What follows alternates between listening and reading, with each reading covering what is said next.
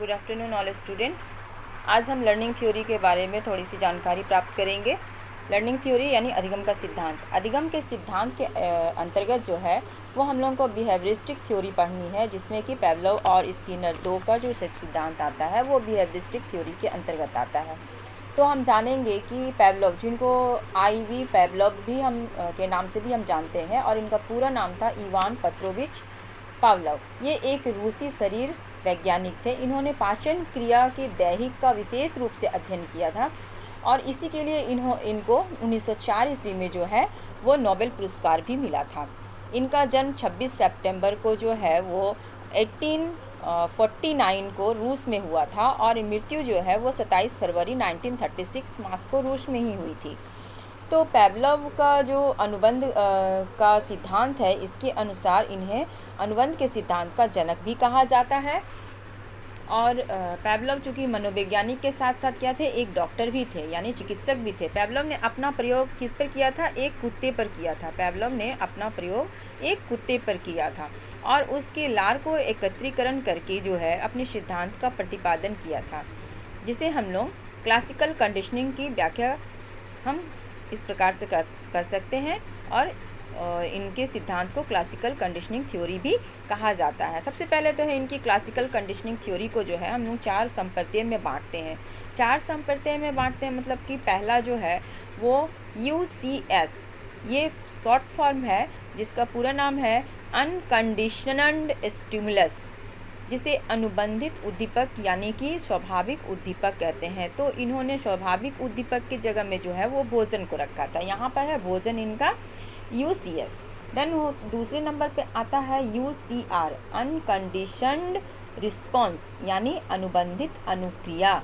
जो स्वाभाविक अनुक्रिया है लार, अगर कुत्ते को भोजन दिया जाए तो उसका जो लार का गिरना है वो क्या है? स्वाभाविक क्रिया है।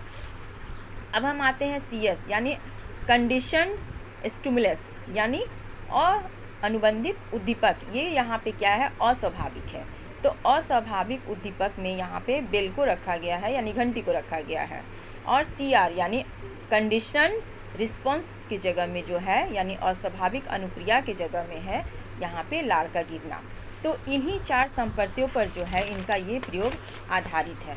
अब हम जानते हैं कि किस प्रकार से इन्होंने इस सिद्धांत का प्रतिपादन किया। इस प्रयोग के द्वारा जो है पेवलोव ने ये निष्कर्ष निकाला कि यदि लंबे समय तक स्वाभाविक तथा अस्वाभाविक उद्दीपक को जो है एक साथ अगर प्रस्तुत किया जाता है तो ऐसी स्थिति में जो है अनुक्रिया हम किस प्रकार से करते हैं? हम अस्वाभाविक उद्दीपक को देख करके भी स्वाभाविक उद्दीपक की जैसा ही अनुक्रिया करने लगते हैं। इसे ही हम लोग कहते हैं अनुबंधित अनुक्रिया। अर्थात अस्वाभाविक या कृत्रिम उत्तेजक के कारण अगर प्राकृतिक उत्तेजक के समान आप प्रतिक्रिया व्यक्त करते हैं तो उसे संबद्ध प्रतिक्रिया कहा जाता है। इसका शैक्षिक महत्व क्या है? इसका शैक्षिक महत्व है सबसे पहले कि सतर्क रहना। सतर्क रहना माने अलर्ट रहिएगा, तभी आप किसी भी चीज़ के बारे में ध्यान देंगे, तो सतर्क रहना। दूसरा है शिक्षण में दृश्य और श्रव्य सामग्रियों का जो है वो आवश्यक रूप से प्रयोग किया जाना। पुनरावृत्ति का पर बल दिया गया है। पुनरावृत्ति के आधार पर अनुबंध को स्थापित करने पर बल दिया गया है और भाषा के सीखने और सिखाने के विशेष उपयोगी है। दूसरा नेक्स्ट है इसमें आदतों के निर्माण में यह विशेष उपयोगी है। फिर है आंतरिक तरीके से सीखने पर यह विशेष बल देता है। इसी प्रकार बालकों में प्रेम एवं घृणा का विकास भी होता है। भय संबंधी जो मानसिक भ्रांतियां हैं उसको भी दूर किया जा सकता है। तो इस तरह से जो है हम इसको एजुकेशन में इम्प्लीकेशन कर सकते हैं। आपको हम बता दें कि इसका जो है पेवलोव का सिद्धांत के अन्य कई नाम है। शास्त्रीय अनुबंध का सिद्धांत, संबद्ध प्रतिक्रिया का सिद्धांत, CR थ्योरी का सिद्धांत, टाइप S थ्योरी का सिद्धांत, क्लासिकी अनुबंध का सिद्धांत, अनुबंधित अनुक्रिया का सिद्धांत। तो इन सारे सिद्धांतों के नाम से भी इसे जाना जाता है। मुझे उम्मीद है कि आज का लेक्चर में आपको बहुत कुछ समझ में आया होगा। धन्यवाद।